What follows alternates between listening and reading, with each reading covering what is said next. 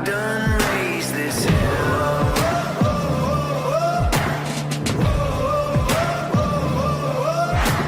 I've been the last one standing when all the giants fell.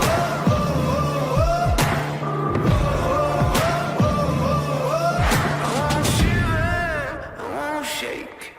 I'm made of stone, I don't break.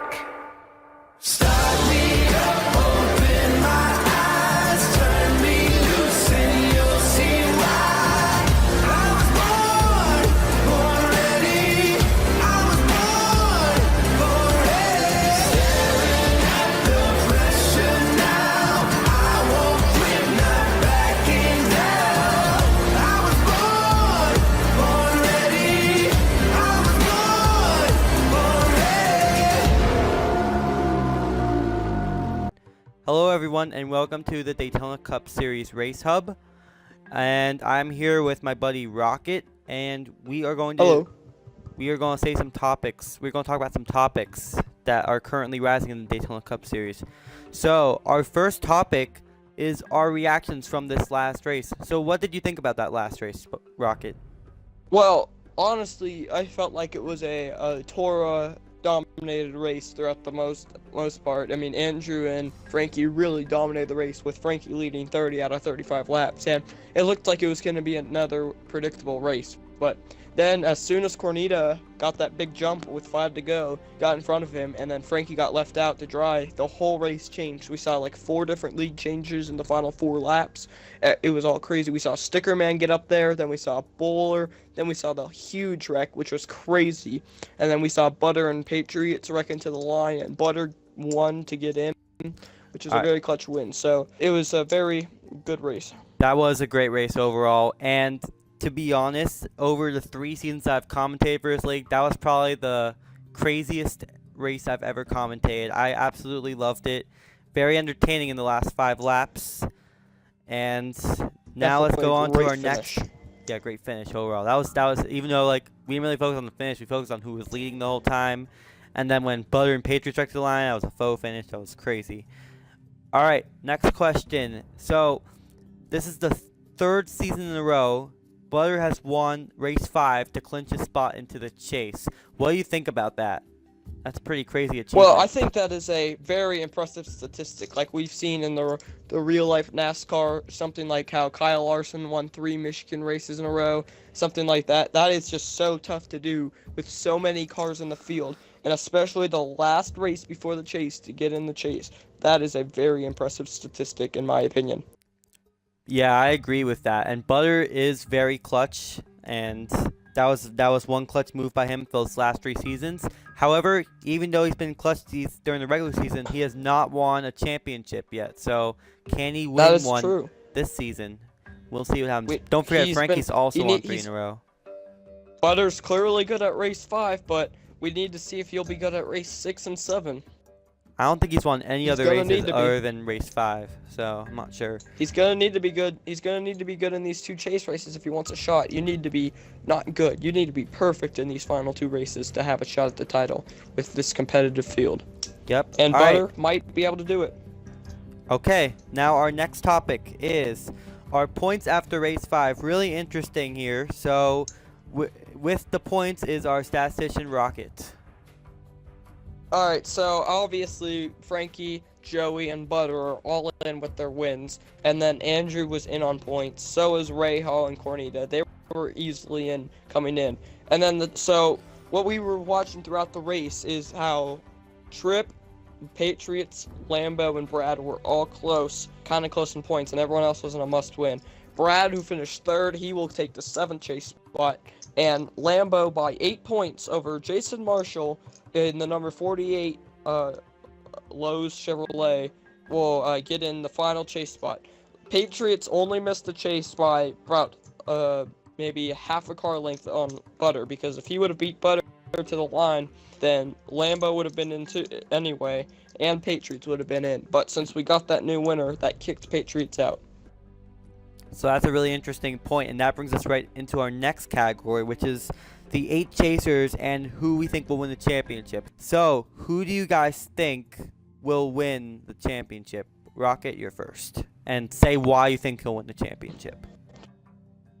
Alright, well, first of all, I want everyone in the comment section to comment down below who they think will win the championship when this is uploaded to YouTube. So everyone down below comment, who do you think it is going to be? Do you think it's going to be Frankie, Joey, Butter, Andrew, Rahal, Cornita, Brad, or Lambo? And so, and my predictions personally, first of all, obviously Frankie's the huge favorite, winning 3 of the 5 races, but my buddy and best friend and teammate Brad is in there, so I'm definitely pulling for him. But I do think that, unfortunately for some people, since Toro is not very liked, Frankie is going to be the one that's going to win the Season 3 title and go back-to-back. Your thoughts? Alright, well, I do see Frankie being a champion twice in a row, but I'm actually going to pick a different person. I'm going to pick a driver that has been consistent every single race, and he's been fast all year. He hasn't won yet, but I definitely think he'll be in contention to win this championship, and that is Andrew. I think he definitely has a shot to win, and a lot of the field now knows how to pass Frankie, and we saw it last race with him getting let out, and I think what'll happen is Andrew might pass Frankie in the last couple laps, and he could win, and that's my pick to win the championship. No, so I agree with you 100%. Hold on, I agree with you 100% on that, because we've seen multiple times commentating in these races that Frankie will lead 30 out of 35 laps and then get passed at the very end. And that's happened to him last race.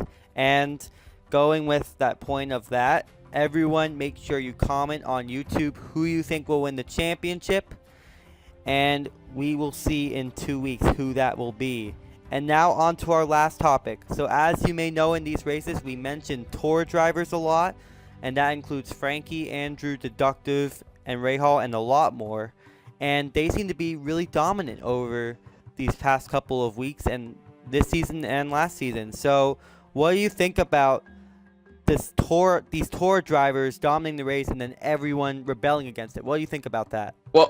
Well, first of all, I mean, I've been in many conversations with people that they're telling me about how they were annoyed with the tour because the competition has been, let's just say, Frankie's won 3 out of 5 races, and Andrew's been up there with him every single time. I mean, some of the guys like Patriots, who last year was racking up wins, was getting in the chase, was competing, he's suddenly running 10th every race now because of these tour guys.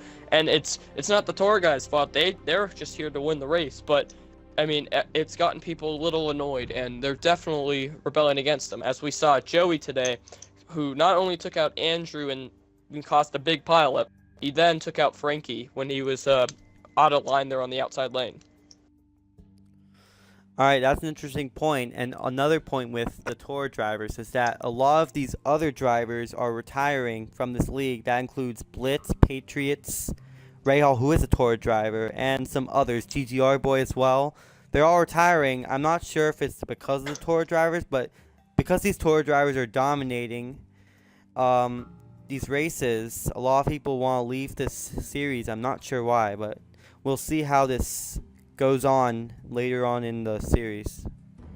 What do you think is going to happen in the next couple of races? What do you think Extremer is going to do, or the committee? What do you think the committee is going to do to fix this, or at least improve on this problem? Well, first of all, they're not going to fix anything here for the final 2 races. If they're going to fix something, it's going to be after the season, because they'd never make a change mid-season, especially with Tora having 3 out of the 4 or 3 out of the 8 chase spots. There's no way they'd do anything about this.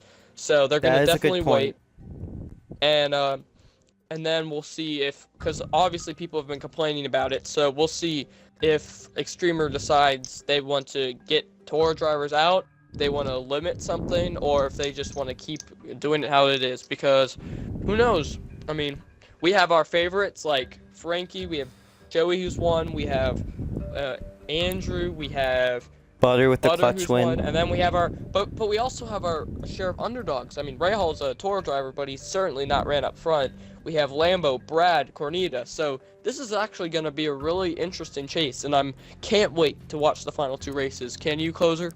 Yeah, I can't wait either. These last two races will determine really what the tour versus everyone thing is. Like if a tour driver wins, or it will be way different situation for the series for season 4 against if everyone else won. So we'll see if a tour driver wins or another driver wins. It will be really interesting. It would be really awesome if another driver could win.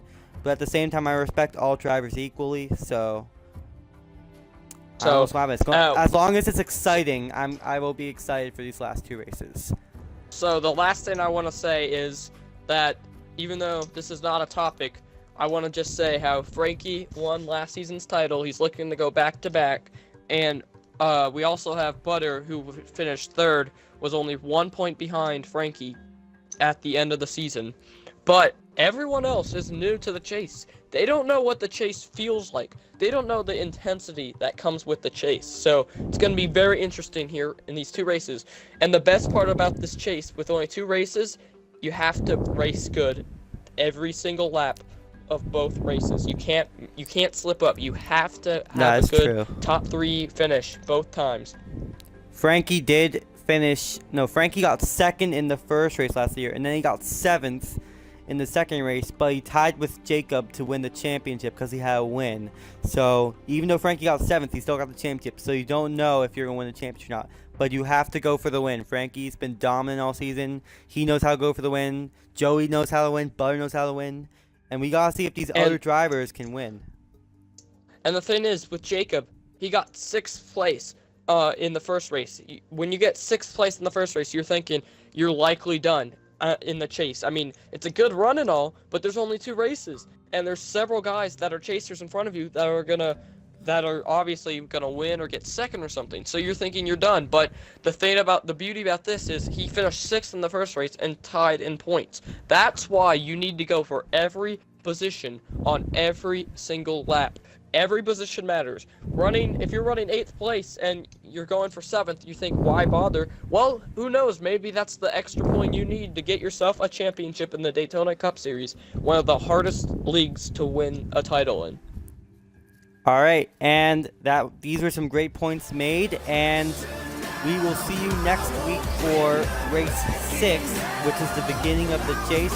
Thank you guys for tuning in to the Daytona Cup Series Race Hub. We will see you for race 6 next week. Peace out, guys.